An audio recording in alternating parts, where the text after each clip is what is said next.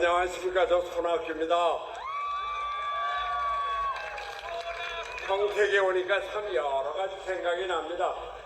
제가 경기도지사를 하면서 외자 유치를 하고 기업을 지원하고 그랬는데 제일 많이 온 데가 평택입니다.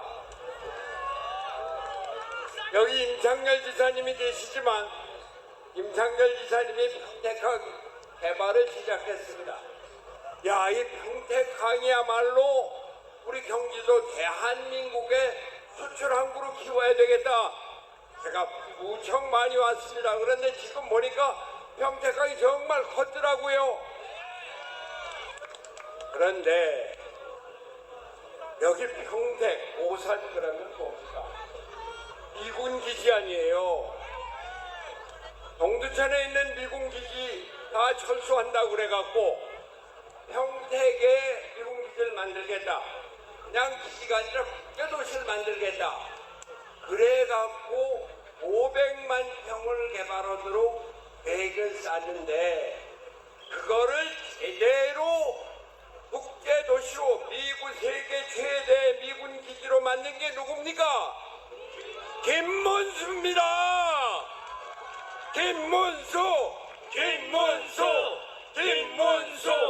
그런데 잠깐만요. 이 미군 기지, 세계 최대 미군 기지, 세계 최대 미군을 중심으로 한 국제도시, 그리고 대한민국 한미 안보의 중심 이 미군 기지를 이재명이 도지사할 때 한 번이나 와 보았습니까? 저는 정말 놀랐습니다. 미군 국제 도시를 한 번도 와보지 않고 여기 미 7공군에 있는 미군 기지를 공군 기지를 한 번도 와보지 않고 이 이사단도 한 번도 방문하지 않은 사람이 이 나라의 대통령이 될 자격이 있습니까? 지금 우리나라가 한미 통상 위기로 트럼프가 집권해서 관세 압력이다 뭐다 그래갖고 자동차가 15%나 수출이 줄었어요. 우리나라 대통령의 가장 큰 과제는 경제 위기를 해결하는데 제일 먼저 해야 될 게 한미 협상입니다. 그런데 미군 기지를 한 번도, 미 이사단을 한 번도, 미 7공군을 한 번도 도지사를 할 때 방문하지 않은 사람을 미국이 한국의 대통령으로 협상 대상자로 제대로 인정을 하겠습니까? 정말 큰일입니다. 정말 큰일입니다. 저는 그저 편하게 산에 다니고 막걸리 마시고 책이나 보고 이렇게 살고 있는 사람입니다. 그런데 마음은 아주 그냥 썩어가고 있어요. 나라가 이거 어떻게 돼요? 그런데 김문수가 나왔습니다. 김문수는요, 젊어서 노동운동을 했지만 나이가 들고 공산체제가 무너지는 걸 보고 생각을 바꿨습니다. 우리나라 기업이 제대로 살아야 된다. 국가가 해야 될 일은 기업을 지원하는 일이다. 외국과의 관계를 제대로 키우는 일이다.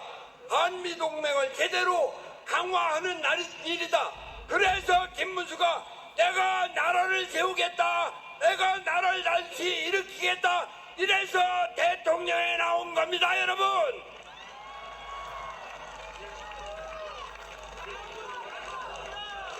그런데 말이죠.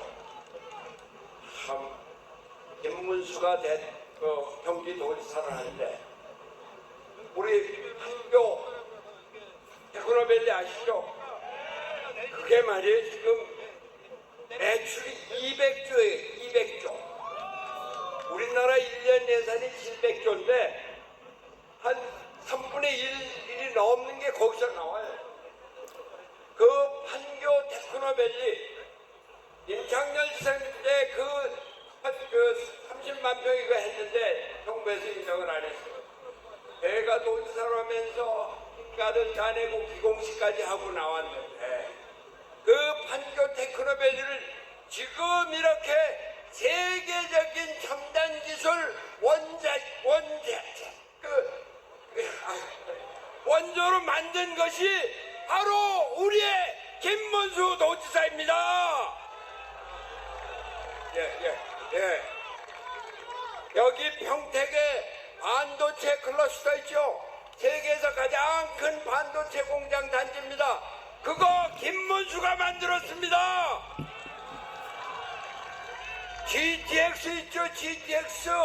이거 김문수가 만들었습니다. 그런데 이재명이 뭐 했어요? 이재명 지난번 대통령 선거 때 선거 공보를 보세요. 한번 지나간 거지만 첫 번째가 뭔지 아십니까? 웃겨서 말도 안 나와요. 신천지 쳐들어갔다는 겁니다. 두 번째가 뭔지 아세요? 계곡 정비했다는 겁니다. 세 번째가 뭔지 아세요? 공공 배달압을 실시했다는 겁니다. 네 번째가 뭔지 아세요? 청년 기본소득을 실시했다는 겁니다. 이 나라 첨단 산업의 발전, 기업 발전을 위해서는 아무것도 하지 않고 자기 대통령 선거를 위해서 포퓰리스트적인 이러한 정책만 했다고 그걸 자랑이라고 선거 공보에 내놓고 있습니다. 이런 사람을 대통령 만들어서 나라가 제대로 일어서겠습니까? 저는 이제 여러분께 인사드리고 물러가겠습니다. 나라를 만들고 나라를 일으키고 우리나라를 세계 선진국으로 새로운 문명의 중심지로 이끌 사람은 정직하고 곧바르고 의지가 있고 경제를 일으킬 수 있는 김문수뿐이다. 김문수 감사합니다.